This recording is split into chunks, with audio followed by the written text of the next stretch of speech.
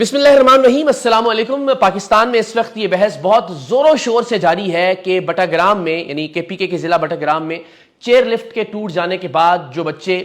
ہوا میں معلق ہو گئے تھے، جو زندگی اور موت کی کشمکش میں تھے، ان بچوں کی زندگی بچانے کا کریڈٹ کس کو جاتا ہے؟ آیا یہ کریڈٹ مقامی افراد کو دینا ہے، مقامی انتظامیہ کو دینا ہے، سویلین اداروں کو دینا ہے، یا پھر افواج پاکستان کو؟ اور اس بحث کے پیچھے جو ریزن ہے، جو وجہ ہے، وہ بھی ہم سب جانتے ہیں کہ کچھ لوگ اس سارے واقعے کا کریڈٹ اپنی سیاسی وابستگی یا سیاسی نظریات کی وجہ سے افواج پاکستان کو دینا چاہ رہے ہیں، اور کچھ لوگوں کا خیال ہے کہ یہ کریڈٹ افواج پاکستان کو نہیں دینا چاہیے، اور اگین اس کی وجہ ان کی سیاسی وابستگی ہے۔ لیکن میری جو تحقیق ہے، جو میری ریسرچ ہے، یا جو میں نے مختلف ذرائع سے بات کی، میں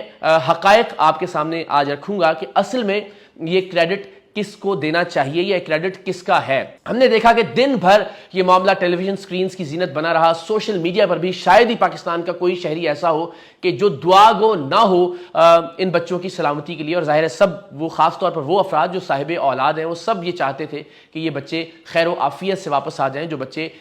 پڑھنے کے لیے ایک جگہ سے دوسری جگہ جا رہے تھے، اور ظاہر وہ نہیں جانتے تھے کہ وہ خیر و عافیت سے واپس اپنے والدین کے پاس آئیں گے بھی یا نہیں، بلکہ اسی دوران اس چیئر لفٹ میں پھنسے ہوئے 3 بچوں کے میٹرک کا رزلٹ بھی آ گیا۔ سو ہم سب اپنے بچوں سے ریلیٹ کر سکتے تھے اس واقعے کو، اور اسی لیے سب دل گرفتہ بھی تھے اور دعا گو بھی تھے۔ اور میں نے کل گزشتہ روز ایک ٹویٹ کر کے یہ گزارش بھی کی تھی کہ خدا کے لیے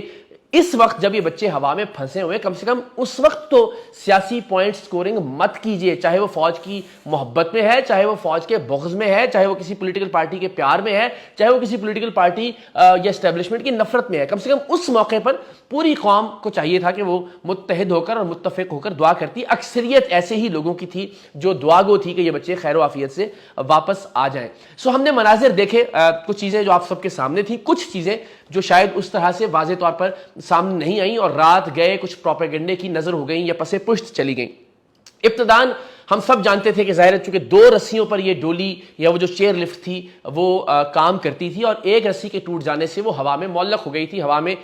جھول رہی تھی ایک رسی کے اوپر۔ اور ابتدائی طور پر جو معلومات تھیں وہ یہی تھیں کہ اگر تھوڑا سا بھی وزن اور پڑتا ہے یا ہوا کا دباؤ تھوڑا سا بھی آتا ہے تو شاید یہ ایک رسی بھی ٹوٹ جائے گی، اور خدا نخواستہ یہ تمام افراد جو کہ اس چیئر لفٹ یا اس ڈولی کے اندر تھے ان کی جان کو خطرہ لاحق ہو سکتا ہے۔ سو میں بہت وثوق کے ساتھ آپ سے یہ گزارش کر رہا ہوں کہ جب مقامی انتظامیہ کو اطلاع دی گئی، جب افواج پاکستان تک یہ خبر پہنچی مقامی انتظامیہ کے توسط سے، اس سے پہلے مقامی لوگوں نے اپنے طور پر بھرپور کوشش کر لی تھی ان بچوں کو بچانے کی۔ اس کے بعد انتظامیہ کو آگاہ کیا گیا، اس کے بعد یہ معاملہ ٹیلی ویژن تک پہنچا، اور اس کے بعد یہ معاملہ افواج پاکستان تک پہنچا۔ سو ابتدائی طور پر جو مقامی افراد تھے انہوں نے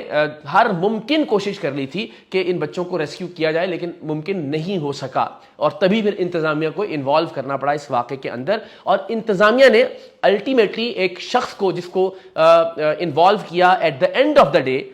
اس کے حوالے سے میں آپ کو آگاہ کروں گا۔ ان صاحب کا نام ہے علی سواتی، ہیونز وے کے نام سے زپ لائن کمپنی ہے، اس کے یہ CEO ہیں، اور ان کے سپروائزر تھے الیاس۔ یہ وہ 2 افراد ہیں جنہیں آپ اس ویڈیو کے اندر، یہ ویڈیو بھی میں آپ کو دکھاتا ہوں جس میں انہوں نے ایک ہیلمٹ نما کیپ بھی پہن رکھی ہے، جو کہ اس طرح کے مواقع پر عام طور پر پہنی جاتی تاکہ خدا نخواستہ کہیں اگر کوئی گرتا ہے تو سر کو چوٹ سے بچایا جا سکے، کیونکہ عام طور پر زیادہ جو اموات ہیں وہ سر پر چوٹ لگنے سے ہوتی ہیں۔ سو یہ جو صاحب جنہوں نے بلو کلر کی ایک طرح سے ہیلمٹ پہن رکھا ہے، یہ صاحب جو ہیں یہ ہیونز وے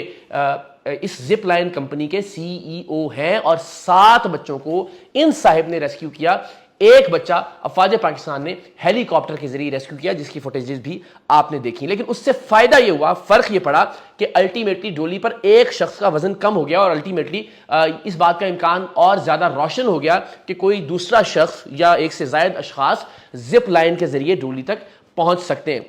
سو علی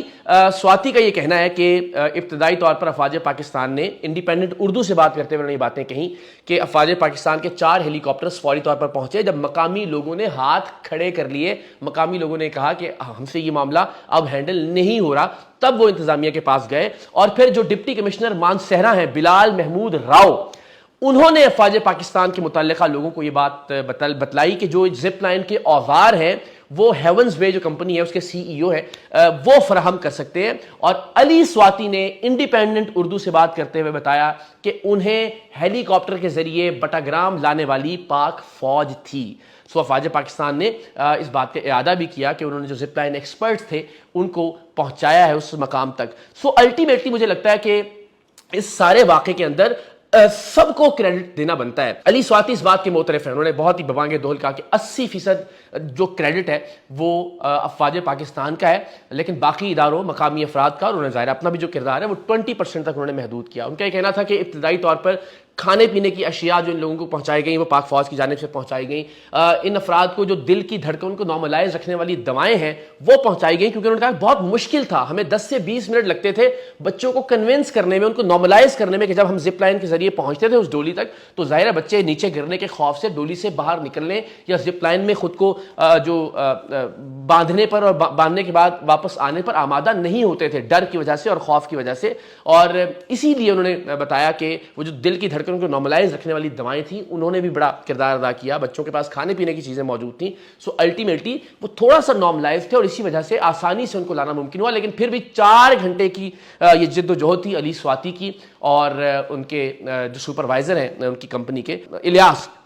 ان 4 گھنٹے کی ایفرٹ سے انہوں نے ان لوگوں کو پہنچایا. اور اس دوران بھی ہم نے مختلف فوٹیجز دیکھی کہ وہ جو رسی ہے اس کو کھینچنے میں افواج پاکستان اور مقامی لوگ دونوں اپنا کردار ادا کر رہے ہیں. سو مجھے لگتا ہے کہ اس بحث کا کوئی نتیجہ شاید دنیا بھر میں کسی بھی اور جگہ یہ واقعہ ہوتا تو نہ نکلتا, یا شاید یہ بحث ہوتی ہی نہ کہ یہ کس نے کیا ہے. تمام اداروں نے اپنی اپنی ذمہ داریاں ادا کی, تمام لوگوں نے اپنی اپنی ذمہ داریاں ادا کی. یعنی سیلیبریشن اس بات پر ہونی چاہیے تھی کہ بچے خیر و عافیت سے آ گئے. بحیثیت قوم ہم سب نے یہ کر دکھایا کہ ہوا میں معلق جو بچے تھے انہیں الحمدللہ ہم خیر و عافیت سے ان کے والدین تک, ان کی فیملیز تک پہنچانے میں کامیاب رہے. سو میری سب سے گزارش ہوگی کہ افواج پاکستان کی جو پیشہ ورانہ صلاحیتیں ہیں اس میں پوری قوم کی سپورٹ ان کو حاصل رہنی چاہیے, انہیں ہمیں سراہنا چاہیے, انہیں ہمیں ہر طرح سے کوشش کرنی چاہیے کہ ان کی حوصلہ افزائی ہو, ان کا morale بلند رہے. ہاں ان کا جو سیاسی کردار ہے اس کے حوالے سے میں بھی ان کا ناقد ہوں اور آپ سب بھی اس پر اصلاح والی تنقید کر سکتے ہیں, لیکن مجھے لگتا ہے کہ ایک پروفیشنل آرمی کو جب تک اس کی قوم اس کے پیچھے کھڑی نہ ہو تب تک کام کرنے میں دشواریاں ہوتی ہیں, تب تک ظاہر ہے وہ آرمی اس طرح سے اپنے گولز کو اچیو نہیں کر سکتی جب تک کہ اس ملک کے عوام اس کے پیچھے نہ ہوں. سو ہمیں پیشہ ورانہ طور پر ان کی تربیت کے اعتبار سے ان کی جو خدمات ہیں, چاہے وہ سیلاب میں ہیں, چاہے وہ کل کے آپریشن میں ہم نے دیکھی, ان کو سراہنا چاہیے اور اسے موضوع بحث نہیں بنانا چاہیے یا اس پر سیاست نہیں کرنی چاہیے. ہاں ان کے سیاست میں کردار کے حوالے سے بات ضرور ہونی چاہیے, اور یہ وہ نقطہ ہے کہ جس پر شاید پاک فوج کے جو نمائندگان ہیں, جو ISPR ہے یا باقی افراد ہیں, وہ خود بھی اس کا دفاع نہیں کر سکتے کہ جی ہاں پاک فوج سیاست میں کردار ادا کر رہی ہے. سو اس کے حوالے سے نہ کوئی دفاع بنتا ہے نہ کیا جانا چاہیے, لیکن ہاں جہاں ان کا پروفیشنلزم ہے, جہاں ان کی خدمات ہیں, جہاں ان کی جد و جہد ہے, یہ بہت فضول بات ہے کہ مثال کے طور پہ کہا جائے کہ جناب ہاں وہ اتنا بجٹ بھی تو لیتے ہیں, وہ کون سا احسان کر رہے ہیں. جب بھی چاہے وہ پولیس کا محکمہ کوئی اچھا کام کرے اسے بھی سراہا جانا چاہیے, جب کوئی فائر بریگیڈ کا اہلکار اپنی جان پر کھیل کر کسی کی زندگی بچاتا ہے تو بھی اسے سراہا جانا چاہیے. اسی طرح سے افواج پاکستان کے ان جانباز سپاہیوں نے, SSG کمانڈوز نے جس طرح اپنی زندگی پر کھیل کر ان بچوں کو بچایا, مجھے لگتا ہے کہ ان کو سیلیوٹ پیش کیا جانا چاہیے, ان کو سراہنا چاہیے اور پوری قوم کو پاک فوج کا اس پر شکریہ بھی ادا کرنا چاہیے. تنقید ضرور کیجئے لیکن تنقید برائے تنقید نہیں, تنقید برائے اصلاح. پاکستان زندہ باد.